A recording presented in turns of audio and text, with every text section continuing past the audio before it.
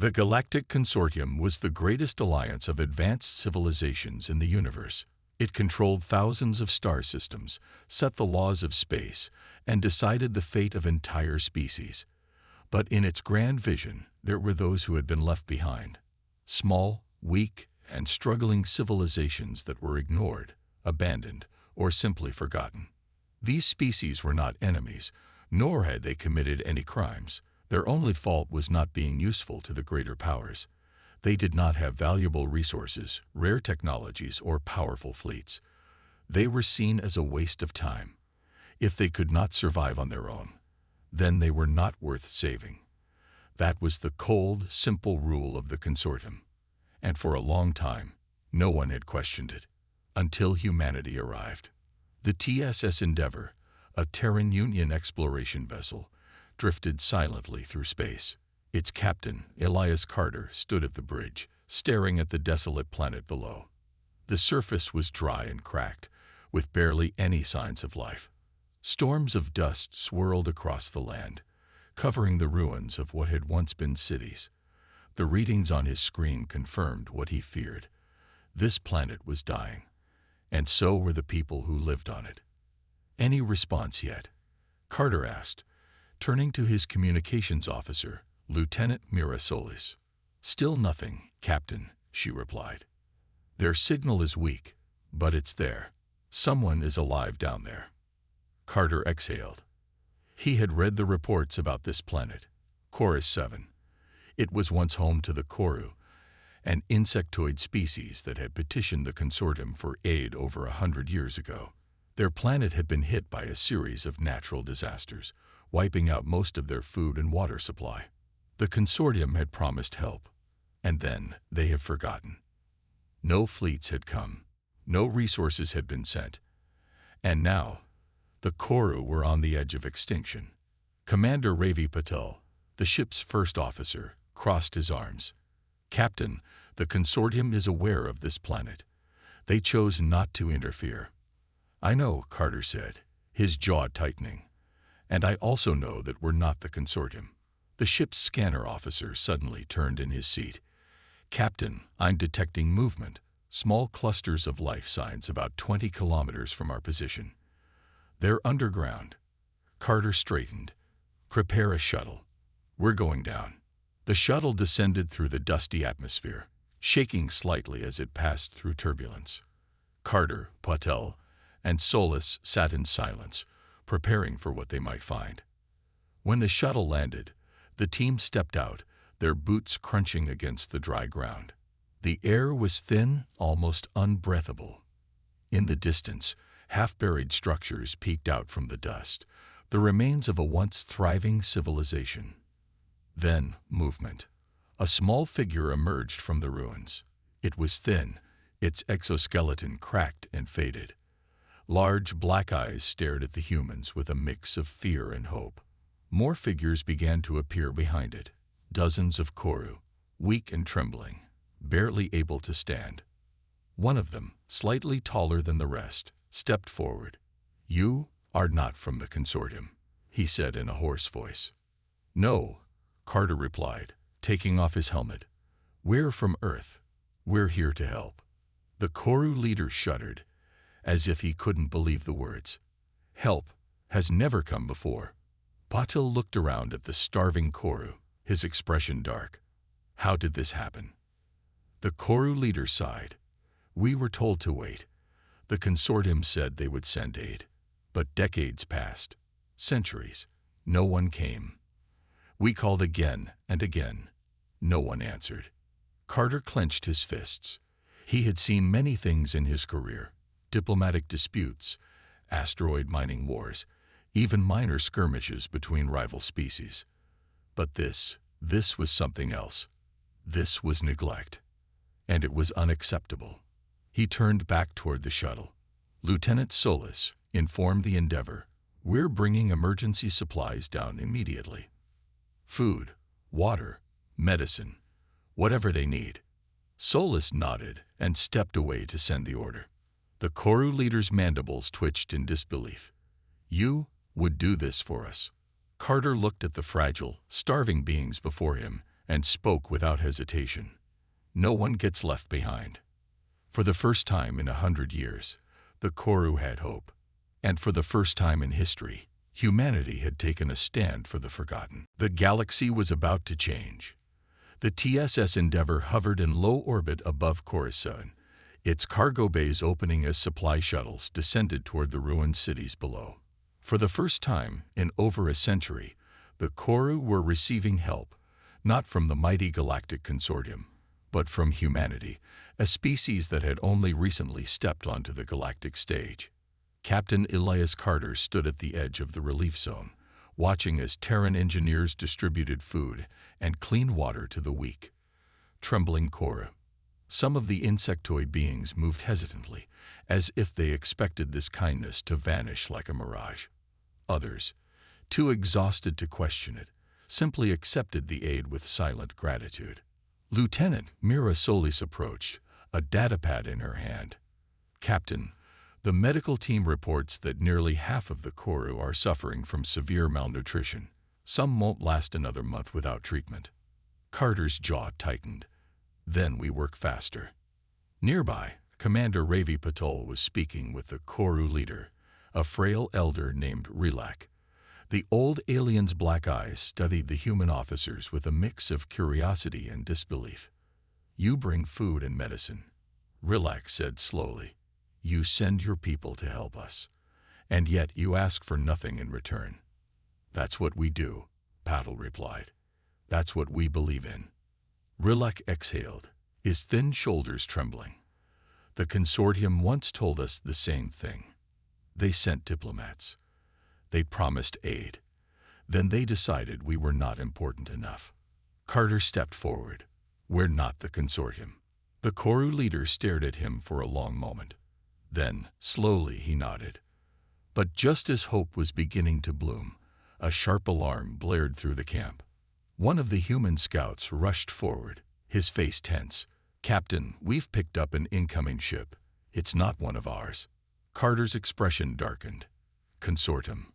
"No, sir," the scout said. "Unknown signature, but it's big." The TSS Endeavour scanners locked onto the approaching vessel. It was large, sleek, and built for speed. Definitely not a consortium ship. Within minutes, the mysterious craft entered Chorus 7's atmosphere, descending toward the relief zone. The Koru huddled together in fear as the ship landed with a dull thud on the cracked ground. Its engines hissed as the landing ramp lowered, revealing a group of tall, armored figures. Their skin was a deep shade of violet, their glowing eyes scanning the humans and Koru alike. Carter stepped forward, hands resting near his sidearm, but not drawing it. "I'm Captain Elias Carter of the Turan Union. Identify yourselves." The tallest of the armored aliens strode forward. "We are the Vashai," he said, his voice smooth yet commanding. "I am Commander Orlak." His glowing eyes flickered toward the Koru. "And these creatures are under our protection." Carter's eyes narrowed. "Protection? From what?" Orlak smirked. "From starvation. From extinction." He took a slow step forward. "You see, Captain Carter, the Koru may not be important to the consortium, but to us, they are. Useful." Rilak, still weak, trembled as he looked at the Vashai commander. "You promised us shelter," he whispered.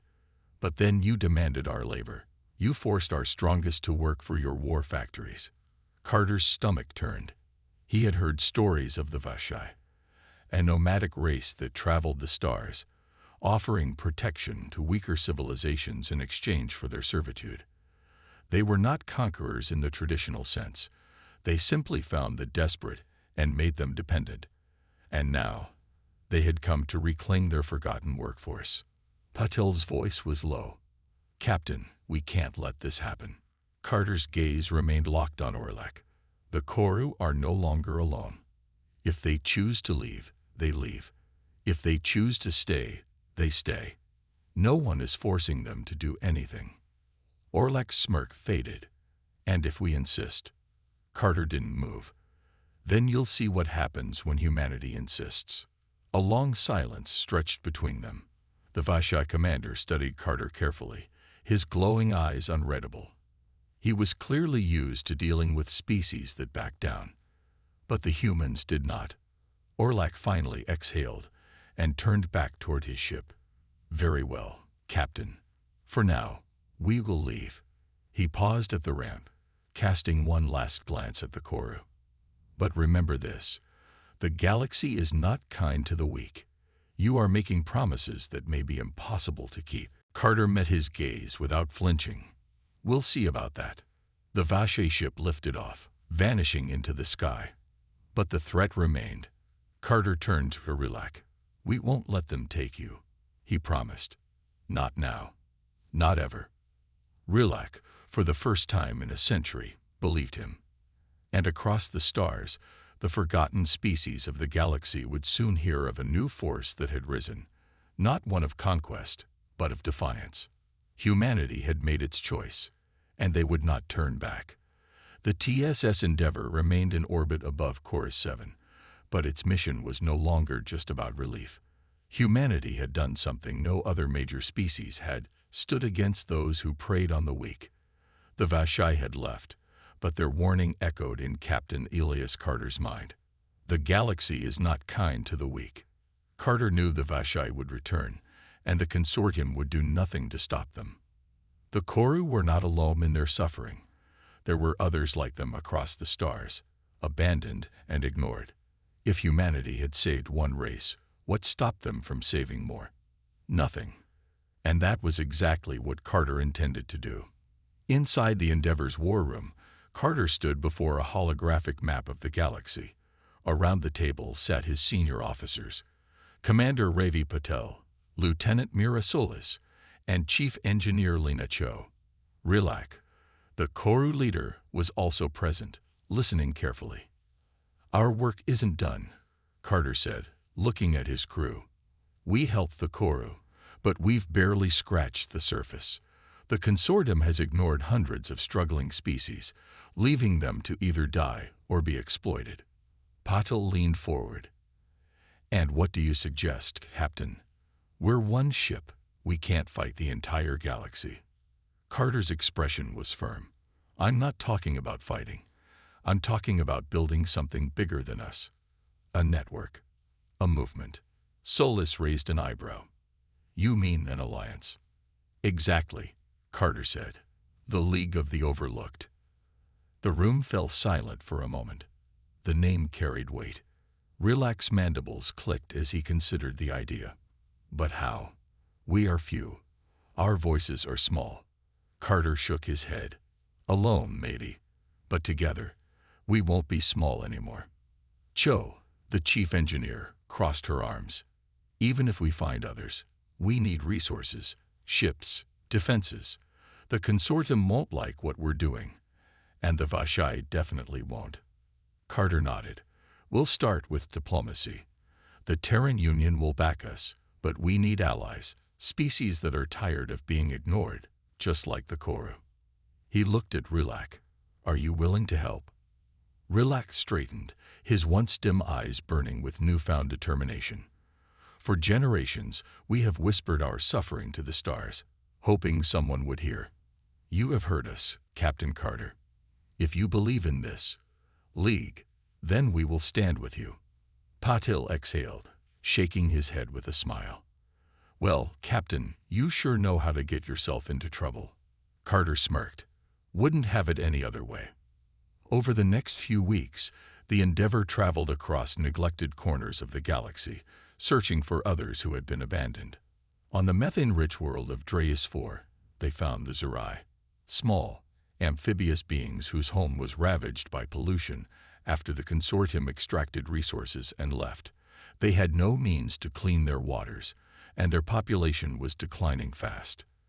When Carter offered them technology to restore their environment, the Zerai pledged their support. On the frozen moon of Olvera, they discovered the Thren, a race of telepathic beings who had once been part of the consortium until their mental abilities were deemed unpredictable. They were isolated and feared, living in exile. But when the Endeavour arrived, Carter did not see monsters. He saw potential allies. The Thren, eager for purpose, agreed to join the League. One by one, more species came forward. Some were barely surviving. Others had built small but determined communities in the shadows of the great civilizations. But all of them shared the same story: neglected, overlooked, and forgotten. Not anymore. Back on Chorus 7, Carter stood before a massive gathering of different species. It was the first official meeting of the League of the Overlooked. "We were told we were weak," Carter said, his voice echoing across the crowd. "We were told we didn't matter, that the galaxy had no place for us." Silence fell as the gathered races listened, their eyes filled with hope. But they were wrong. Carter's voice grew stronger. "We are not weak. We are survivors. We are builders. We are more than what they believe us to be." He looked out at the faces before him. Jirai, Thren, Koru, and many others. Once scattered, now united. "We will stand together. We will help each other. And when the great powers of the galaxy look at us again, they won't see the forgotten." He clenched his fist. "They'll see a force they can't ignore." The crowd erupted in agreement. The spark had been lit. Humanity had started something unstoppable. And soon, the galaxy would feel its fire. The League of the Overlooked was no longer just an idea. It was real. It was growing. Across the forgotten corners of the galaxy, species once abandoned by the Galactic Consortium now had a voice. The Zirai had begun restoring their poisoned waters with Terran technology. The Thren, once isolated, now worked alongside humans, using their telepathic skills to strengthen the League. The Koru, no longer starving, had started rebuilding their ruined cities. And it was all because humanity had done something no one else had: stood up for those no one cared about. But the great powers of the galaxy were beginning to notice. And they were not pleased. Captain Elias Carter stood in the command center of the TSS Endeavor, watching a holographic display of recent events. Reports showed consortium ships moving along the edges of League territory. The Vashai had been sighted near Chorus 7 again. "They're watching us," Commander Ravi Patel muttered. "They're more than just watching," Lieutenant Mira Solis added. "Consortium representatives just sent a message. They want to meet." Carter exhaled. They ignored these species for centuries. Now, suddenly, they want to talk. Patel crossed his arms. "Because we're becoming a problem." Solis tapped a few buttons on her console. Messages from a high-ranking consortium official, Ambassador Ralvos. He's requesting a diplomatic meeting on the neutral station of Varnax Prime. Carter looked at the map. Varnax Prime was a massive trade hub where no single government had control. It was a safe place to meet, in theory. Rilak, the Koru leader, stepped forward. "The consortium abandoned us long ago. What do they want now?" "We're about to find out," Carter said. "Set course for Varnax Prime." The Endeavor arrived at Varnax Prime 3 days later. The station was a massive structure, floating between the twin suns of the Varnax system. Countless ships from different civilizations moved in and out of its docking bays. As Carter and his team stepped off the ship, they were met by a group of consortium officials. Ambassador Ralvos, a tall, blue-skinned alien with 4 eyes and flowing robes, greeted them with a diplomatic smile. "Captain Carter," Ralvos said smoothly, "you have been quite active." Carter returned the smile. Someone had to be. Ralvos gestured toward a private meeting chamber. "Shall we discuss?" The room was elegant but sterile. A long table stretched across the center, and security guards stood at the edges. As Carter and his officers sat, Ralvos folded his hands. "The consortium has noticed your actions," the ambassador began. "You have assisted dying civilizations. You have formed an alliance. An admirable effort." Carter leaned forward.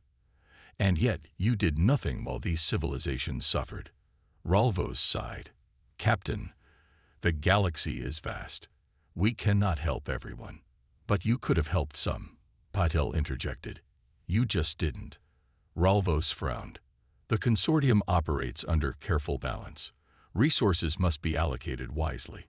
Some civilizations, simply do not contribute enough to justify investment. Carter's jaw tightened. So you decide who is worth saving. The ambassador met his gaze. That is the way of the universe. Solus scoffed. Not anymore.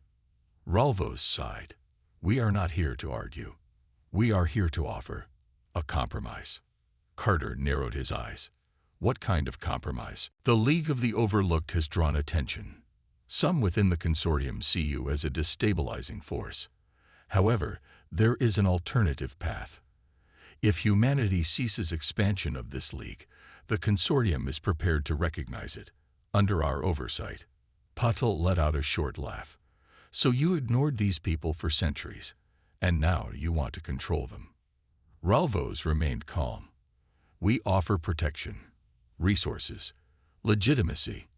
In return, the League will operate under consortium guidance. A fair trade. Carter's voice was steady. And if we refuse? Ralvos sighed again. Then the League will become an outlaw organization. The consortium will no longer be neutral. You will face consequences. Silence filled the room. Patel whispered, They're threatening us. Carter already knew that. But what the consortium didn't understand was that humanity had never backed down from doing what was right. Carter stood. The League doesn't need your oversight. It doesn't need your approval. We are not stopping. Ralvos's expression darkened. Then you leave us no choice. As the humans left the chamber, Carter's mind was clear. The war for the forgotten had begun, and humanity would not stand alone. The atmosphere inside the TSS Endeavour was tense. Captain Elias Carter stood on the bridge, his hands gripping the railing as he stared at the holographic display. Consortium ships were moving. Fast. The meeting on Varnax Prime had confirmed what he already knew. The consortium saw the League of the Overlooked as a threat, and now they were making their first move. They're targeting Chorus 7, Lieutenant Mira Solis reported.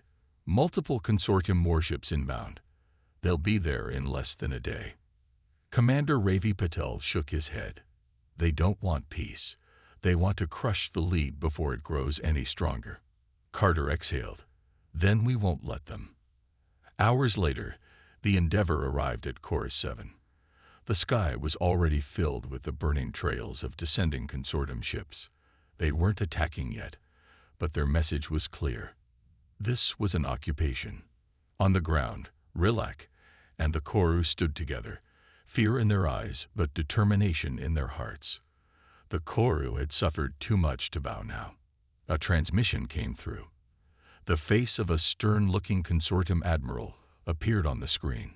His silver-gray skin and sharp features made him look like a statue carved from stone. This is Admiral Veros of the Galactic Consortium, the man said coldly. The League of the Overlooked is hereby ordered to disband. You will surrender all territories under your control. Carter folded his arms. That's not going to happen. Veros' expression didn't change. Captain Carter, your people are new to the stars. You do not understand how the galaxy works. The weak must accept their place. The consortium brings order. Carter shook his head. No, the consortium brings control. There's a difference. Veros sighed. You leave us no choice. Any ship that resists will be destroyed. The transmission ended. Outside, the consortium fleet began moving into attack formation. Patel clenched his fists. They're serious. Carter turned to his crew. So are we. The first shot came from the Endeavour. The ship's rail cannons fired, striking the lead consortium vessel. The battle had begun. Koru defense turrets, newly repaired by human engineers, came to life, blasting at the enemy forces. The Zerai, now armed with advanced shielding from Terran technology, sent their few remaining ships to assist. The Thren, using their telepathic abilities, coordinated movements between allied forces, predicting consortium maneuvers before they even happened. The consortium had numbers, but the League had unity. As explosions filled the sky, Carter led his crew with precision. Target their engines. Force them to retreat. The Endeavour weaved through enemy fire, dodging and striking with pinpoint accuracy. But the consortium wasn't backing down. "Shields at 60%. Solus called out. A warning light flashed. Patil cursed. "They're deploying ground troops." Chorus 7's surface turned into chaos. Consortium soldiers in heavy armor stormed the streets, their weapons glowing with blue energy. But they didn't expect resistance. The Koru, once weak, now stood tall. Armed with human-supplied weapons, they fought back. Zerai soldiers, fast and agile, used the ruined buildings for cover, striking from the shadows. The Thren, using their telepathic gifts, disrupted enemy formations. And then the humans arrived. Terran Union Marines, clad in their own advanced armor, dropped from shuttles, engaging the enemy with precision and discipline. The League wasn't just surviving, it was winning. On the consortium flagship, Admiral Veros watched the battle unfold. His forces should have crushed these scattered species. Instead, they were being pushed back. "This is impossible," one of his officers muttered. Veros clenched his jaw. "No, this is humanity." He had underestimated them. The consortium had ignored Earth for too long, treating them as nothing more than an emerging race with little influence. Now that mistake was costing them. "Retreat," Veros ordered bitterly. "We've lost this battle." As the consortium ships pulled away, cheers erupted across Chorus 7. The people who had once been overlooked had just won their first victory. On the bridge of the Endeavor, Carter watched the enemy retreat, but he knew this was just the beginning. Patil grinned. "We did it." Solus nodded. "Yeah, but they'll be back." Carter tightened his fists. "Then we'll be ready." The League of the Overlooked had proven its strength, and the galaxy would never ignore them again. The Battle of Chorus 7 was over. The League of the Overlooked had won. The consortium had retreated, but Captain Elias Carter knew they would return. The question wasn't if, but when. Inside the TSS Endeavor, the crew worked non-stop, repairing the ship's damage. The Koru, Zerai, and Thren celebrated their victory, but Carter didn't allow himself to relax. The League had drawn blood, and now the galaxy was watching, and not just the consortium. "Captain, we're receiving an encrypted message," Lieutenant Mirasolus reported. "Unknown source." Carter frowned. "Let's hear it." A distorted voice filled the room. "You've made quite the enemy, Captain Carter, but perhaps we can be friends." Carter exchanged a glance with Commander Ravipatil. "Who are you?" The voice chuckled. "Names are dangerous in our business, but you may call me Ren." "All right, Ren," Carter said, crossing his arms. "Why are you contacting us?" "Because you need allies," Ren replied, "and I can give them to you." Carter narrowed his eyes. "At what cost?" The voice paused. "Meet me on Outpost Theta. Then we'll talk." The transmission cut out. Patil exhaled. "This feels like a trap." Carter nodded. "Probably." Solus folded her arms. "So, what do we do?" Carter looked at the map. Outpost Theta was a shadowy station, outside consortium control. It was a place for smugglers, mercenaries, and those who didn't want to be found. Carter turned to his crew. "We go." The Endeavor arrived at Outpost Theta a day later. The station was a rusting metal structure floating in the void, its exterior covered in flickering lights and patched hull plates. As Carter, Patil, and Solus stepped off the ship, the smell of oil and burning plasma filled the air. They moved carefully, watching every shadow. This was not a place for the weak. A hooded figure approached them, their face hidden beneath a dark visor. "You must be Captain Carter," the figure said. "Follow me." They were led through narrow corridors into a private chamber. Inside, a tall woman with silver cybernetic implants leaned against a console. Her sharp green eyes studied them. "Ren," she introduced herself. "Leader of the Freeborn Fleet." Carter raised an eyebrow. "Never heard of you." Ren smirked. "That's the point." Patil crossed his arms. And why do you want to help us? Ren leaned forward. Because the consortium is a problem for everyone, Captain. You embarrassed them at Chorus 7, and now they'll come back stronger. But we can help. Carter's expression remained neutral. And in return, Ren's smile faded. We need legitimacy. The freeborn fleet is made of exiles, rebels, and refugees. We have ships, weapons, and soldiers, but no home. No future. She gestured toward Carter. You're building something new, something powerful. If we join forces, we can change the balance of power in this galaxy. Carter considered her words. The League needed more ships, more people, but trust was not given easily. What's stopping you from betraying us? He asked. Ren chuckled. I could ask the same of you. Solus leaned toward Carter. We need them. The consortium is coming, and we can't hold out alone. Carter nodded slowly. All right, Ren. You fight with us. You fight for the League. No piracy. No raiding. If you want a home, you earn it. Ren smiled. Agreed. She extended her hand. Carter shook it. The League of the Overlooked had just gained an army. And the war was only beginning. The stars above Chorus 7 burned bright, but the shadow of war loomed over the planet. The Galactic Consortium was returning, this time with a full invasion force. Their defeat at Chorus 7 had humiliated them, and now they wanted to crush the League of the Overlooked before it could grow any stronger. But this time, the League was ready. Captain Elias Carter stood on the bridge of the TSS Endeavor, watching the holographic display. Consortium warships, dozens of them, were closing in. He exhaled slowly. This is it, Lieutenant Mira Solis said, her voice steady. Commander Ravi Patel nodded. We stand, or we fall. Carter turned to his crew. Then we stand. Across the planet, preparations had been made. The Koru, once weak and abandoned, now held blaster rifles, standing in defensive lines. The Zerai, using their natural agility, set up ambush points in the ruined cities. The Thren, their telepathic minds linked, coordinated every movement with precision. And above them all, the freeborn fleet, led by Ren, hovered in low orbit, ready to strike. The League had become more than just an idea. It was a force. The consortium fleet arrived with cold efficiency. Their lead dreadnought, the Dominion, sent out a single message. Surrender or be destroyed. Carter responded immediately. Not today. The battle began.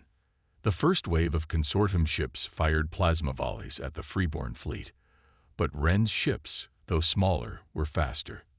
They weaved through enemy fire, striking from unexpected angles. The Endeavor led the charge, its rail cannons hammering into the nearest warship. The enemy shields flickered, then failed. A massive explosion tore through the vessel. Patil grinned. One down.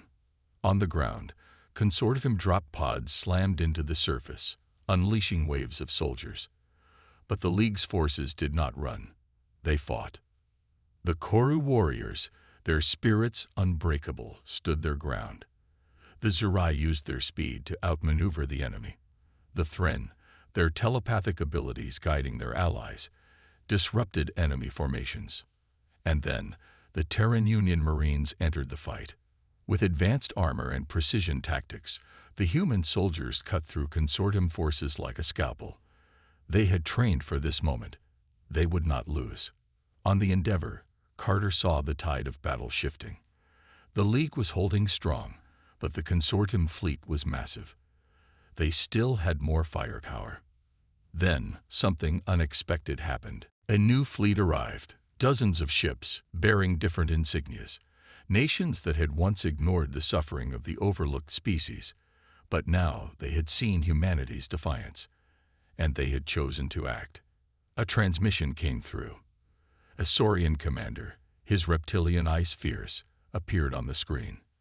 We will not stand by any longer. The Leaf fights for justice. Today, we fight with you. Carter's heart pounded. Then let's finish this. The battle turned in an instant. The new allies tore into the consortium fleet, breaking their formations. The consortium admiral, seeing the battle was lost, sent out a final order. Retreat.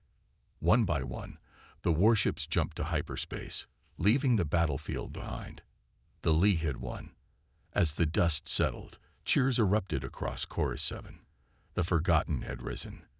The abandoned had fought back, and the galaxy had taken notice. Ren smirked. I'd say that went well. Carter exhaled. This was just the beginning. The League of the Overlooked had stood against the greatest power in the galaxy, and they had not bowed. The galaxy would never be the same again. Humanity had changed everything, and they weren't done yet.